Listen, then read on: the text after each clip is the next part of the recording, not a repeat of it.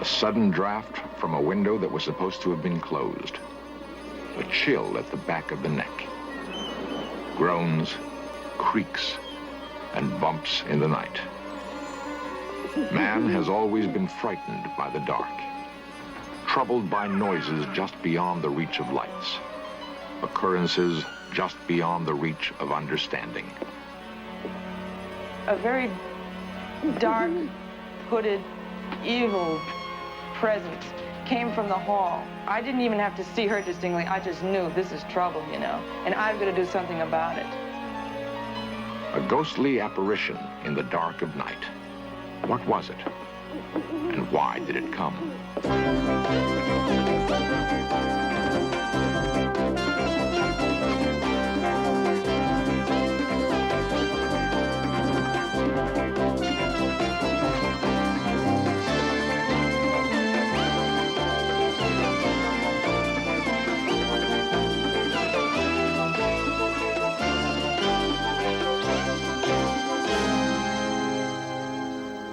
An astonishing event occurred on a still summer night in a Maine fishing village.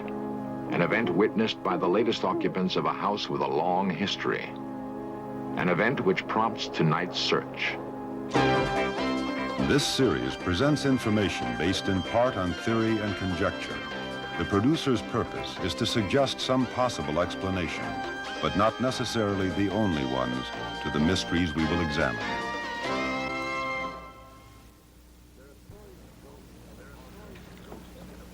There are stories of ghosts and of hauntings to suit every taste, from the playful to the macabre. But those who have studied ghosts claim to have discerned patterns in their behavior, what might be set down as rules of the haunt. For example, a ghost might be thought of as the spirit of someone who died in emotional turmoil. Further, it seems the spirit remains close to the place associated with the turmoil. Finally, it appears that the ghost wanders in its restless limbo until relieved of whatever its burden is. The best way to learn more about ghosts is to consult a ghost hunter. Hans Holzer understands the rules of ghostly behavior perhaps better than anyone else. It is his business to investigate hauntings. Holzer is a doctor of parapsychology and has written dozens of books on ghosts. Over the years, I've developed some pretty foolproof methods to explore the phenomena scientifically.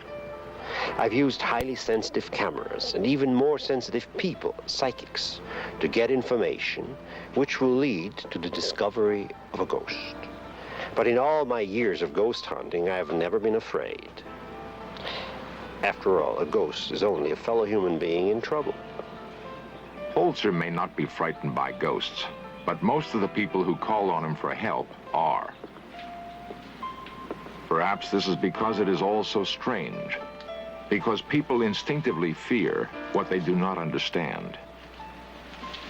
Ghosts are the surviving emotional memories of people who've died tragically and cannot leave the spot of their passing. They keep reliving their final moments over and over again, like a phonograph needle stuck in the final groove. You see, ghosts are not aware that they're dead.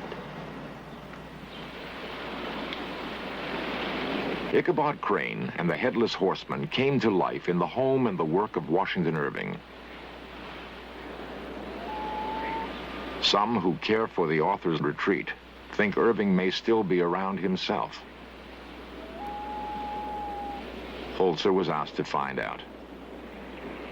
It looked the part of a haunted house, all right, but the more I looked for hard evidence of a ghost, the more doubtful I became. Holzer had to pin down what had actually occurred in the old house. Well, I thought it was rather unusual one day. Our former librarian was reading Irving's will in the basement, and all the interpreters were down there, and we suddenly heard a crash upstairs. We ran up. It sounded like someone had fallen down the steps, and when we got upstairs, there was an iron sitting in the middle of the laundry, fallen from the table.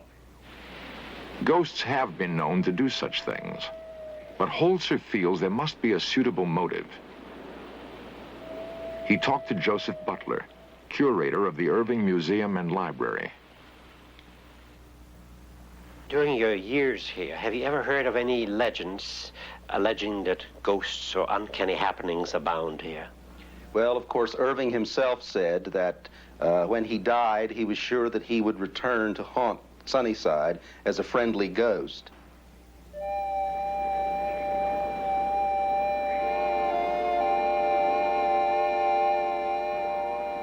Irving's whimsical warning that he might return as a playful ghost didn't square with Holz's experience, his knowledge of ghost behavior. The ghost at Washington Irving's cottage had no substance after all. But in the little fishing village of Port Clyde, I found a different kind of story. Port Clyde is a fishing village wedged in a rocky enclave of the Maine coast. Indians fished these waters long before the Europeans came. Then, for a time, the Yankee whalers held sway here. They were strong, practical men steeled for long voyages in search of whale. They were replaced in time by fleets of cod fishermen, the same practical Yankee breed. Now it's lobster that lures the men of Port Clyde, but little else has changed. Making a living from the sea still demands courage and skill, and there's little time for frivolous pursuits and wild imaginings. Carl Schwab has fished Port Clyde's waters for years, a spiritual descendant of the Yankee whalers. He and his family once lived in a house that some in Port Clyde say is haunted. But had Schwab ever seen or heard anything unusual at the old house? Not unusual, not for winds here in the wintertime. But I don't know much history of the house, other than what this has come up. So you'd be perfectly happy to... This is the ghost Carl Schwab was talking about. I first heard about it from brother and sister, Carol Schulte and Bob Olivieri. Carol and Bob had spent lazy summers with their parents in the Port Clyde house Carl Schwab once lived in. It was a fine retreat for the young people. A wonderful old house full of nooks and crannies and creaking wood. It was weather-worn, but comfortable. There was a night in the summer of 1972, however, which was not comfortable at all. It was the night Bob Olivieri became aware of a presence in his bedroom. One night, I was awakened by a noise in the hallway, like a pacing of footsteps. I had no idea what it was. I got up, and the sound stopped. And as soon as I got back in bed, I heard the noise again, these footsteps. I got up again, I came to the same spot, and it stopped. And so then I checked my parents' room, and they were sound asleep. I thought maybe it was my 3-year-old nephew. I went down the hallway, and I checked in his room, and he was sound asleep in a crib, and my sister was sound asleep. So then I came back in bed again. And while I was in bed, I got in bed, I heard the footsteps again. And they were coming up the hall, and they stopped. It seemed like it was at the edge of the hallway. And a few minutes later, I could feel something on my sheets, like a pressing, like someone pressing down. And there was nothing there, but I could see the sheets being indented. And it kept on coming up my body till finally at the end, something pulled my hair. And I was just scared for the rest of the night. I couldn't get to sleep. Carol, what exactly happened to you in this house when you slept here one night? Okay, first of all, I was sleeping in this bedroom in here, which is generally my mother's and father's bedroom, but I just happened to be sleeping here that night. And I was in a deep sleep, and my girlfriend was sleeping in that room with her animals. Now, one of her animals, a Siamese cat, came in and woke me up, or tried to wake me up several times, and I finally did wake up. I lay there and I thought, well, it'll go away, you know, and then it just kept rubbing against, like, my face and everything. So I was like this, and I sat up to turn this light on. I said, this is the only way I'm going to get rid of this cat, by turning the light on. And I sat up to do that, and I never got the light turned on because I sat up. I realized that there was a light there And the cat, who was still here, was also looking at, you know, this light, which was right at this window. At first, I saw a little figure. It was female, and she had her hands up to her mouth, and so she wasn't quite sure whether or not she wanted to do this. She was very shy, you know, going like this. And, of course, all this happened in a matter of split seconds. She got larger, and I realized that definitely it was a female figure with a white, the brightest white I'd ever seen, nightgown on, and very small shoulders, you know, slender. And I said, Marion? Marion? Carol awakened me in the middle of the night by calling out my name quite urgently, and I woke up, and the first time I heard my name, I didn't want to respond to it because it frightened me. And then she screamed out my name louder again, so I blinked my eyes again, and I realized that I could see through her, and I realized then that it wasn't Marion. And she right away started communicating to me through her hands. Now her hands started to go through washing movements, and she got larger as she came to me. Now, as I got scared in direct proportion to her approach, and I knew that she wanted me to do something. She was desperate in a way. And at that point, I really was scared, and I ducked under the covers, so to speak, and I just called Marion. And then she screamed out my name louder, and there was quite a note of urgency in her voice, so I got out of bed, and I went running across the hall to the room in which she was sleeping. And she clutched at me and said, Marion, I have just seen a ghost.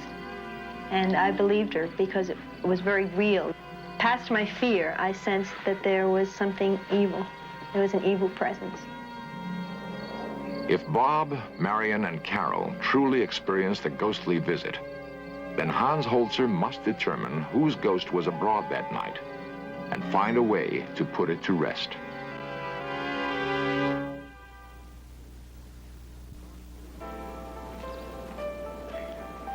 Hans Holzer is convinced there is merit to the eyewitness accounts of a haunting at Port Clyde. He has enlisted the help of psychic Ingrid Beckman for the next phase of his investigation.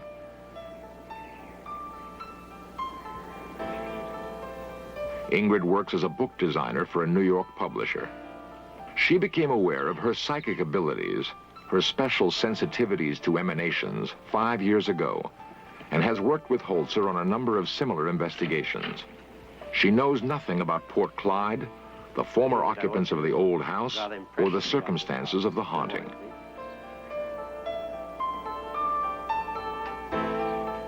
Hans, immediately I feel the presence of a woman. What about this room? Well, this presence comes from another house that was on this property, so that I don't feel it in any particular room, but I do feel that I should go upstairs because I think there'll be more up there.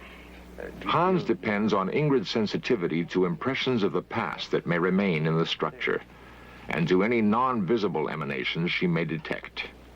As I go through this house, I can see in my mind's eye the house that was on the property before. And in my mind, I sense a field back in this direction. And there was land that went with this. Now we're upstairs. I want you to look at every room and give me your impressions of it. Well, the upstairs is the most active. I sense a woman who is waiting. And I have an impression now of a storm that she is very upset about. A gale of some kind. It seems to be November. I also feel that she has looked out of not this very same window, but windows in this direction of the house. And I just got an impression where she says she, meaning a schooner, was built on the Kennebec River. It seems to be a, I think it's a double-masted schooner. And it seems to be her husband who's on this. Ship registries of the 19th century confirm that a whaler named Catherine sailed from these waters. Records of her crew, however, are lost. What does she look like? I see a tall woman who's rather thin and frail with dark hair. And it appears to be a white gown. Could be a nightgown I see her in. Looks like a nightgown to me, with a little embroidery on the front. Hand done. Let us see if she cares to make contact All with right. us. We'll go back into that first room then.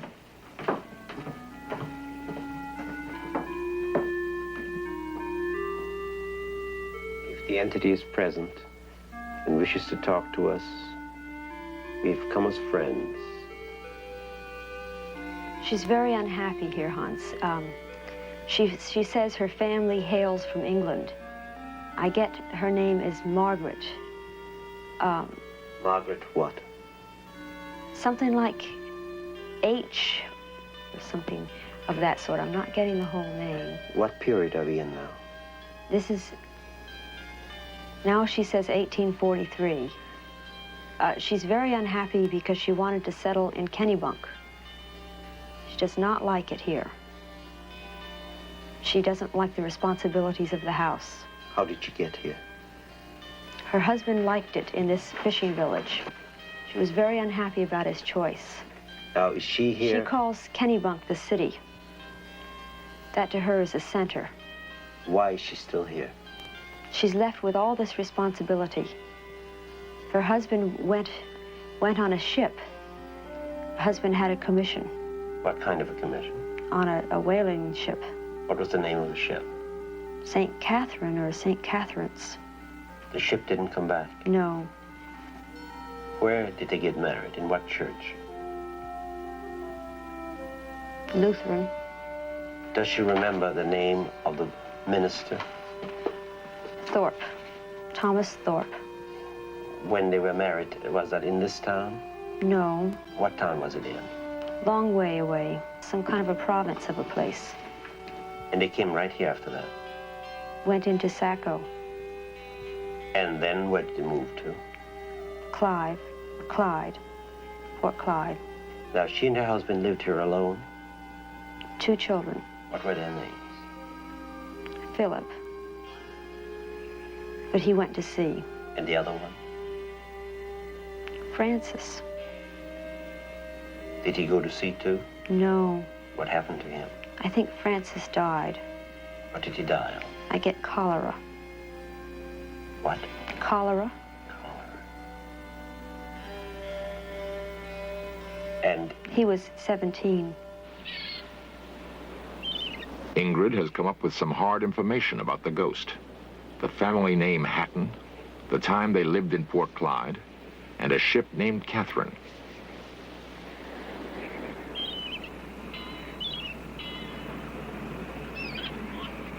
Holzer would eventually seek out the town historian, Colonel Albert Smaley, for corroboration.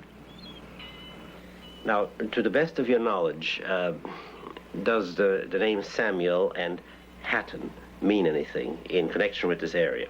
Yes, Samuel Hatton lived at Port Clyde prior to 1850. That I'm sure about.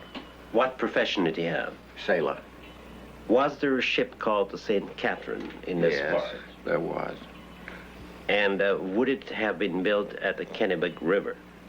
Or connected with it in some way? As I recall, it was, and I believe it was built in the Sewell Yard in the Kennebec River. Do you know the area of Port Clyde where the Leah Davis house now stands? Prior to this house, were there any houses in the immediate area? I've always been told that there was a house there. The Davis that owned it told me that he built on an old cellar. And how far back would that go? The new house was built around 1870. And there was one before that? And there was one before that. A sailor's wife, living alone for months at a time, in a town she didn't like, with the burden of her duties weighing heavily on her. Heavily enough, Holzer thinks, to have kept her long past her time. The problem is clear. Free her if he can. And she's alone now? Yes, she is. Is she aware of her passing? No, she's very concerned over the flocks. She says it's now come April, and it's time for shearing. Is she aware of the people in the house now? She wants to communicate. What does she want them to do for her? She wants for them to help her with the farm. She says it's too much. And the soil is all rocky, and she can't get labor from the town. She's having a terrible time. Can you see her? Yes, I do see her. Can she see you? Yes. Tell her that this is 1976 and that much time has passed. Does she understand this? She just keeps complaining she has no one to write letters to. Does she understand that her husband has passed on, that she herself is a spirit? She's free to go. Does she understand? Said to Kennebunk? Any place she wishes, to the city, or better to join her husband on the other side of life. She said, oh, what I would do for a townhouse. Ask her to call out to her husband to take her away. He's waiting for her. She's wanting to turn on the lights. She's talking about the oil lamps. She wants them all lit.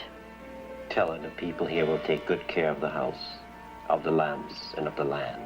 And she's saying no tallow for the kitchen. Not to worry. And the root cellar is empty. Does she see him? Yes. Are they going off together?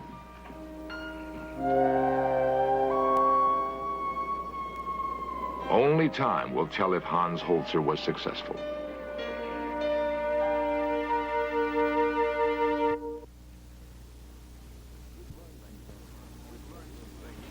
We've learned some things from Hans Holzer's ghost hunt at Port Clyde.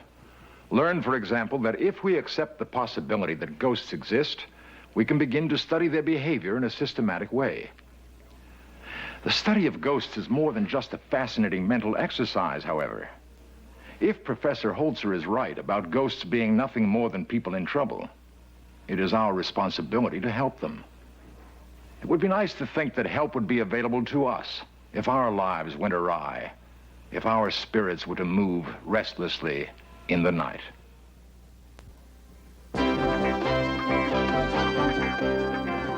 Lost civilizations, extraterrestrials, myths and monsters, missing persons, magic and witchcraft, unexplained phenomena. In Search of Cameras are traveling the world, seeking out these great mysteries. This program was the result of the work of scientists, researchers, and a group of highly skilled technicians.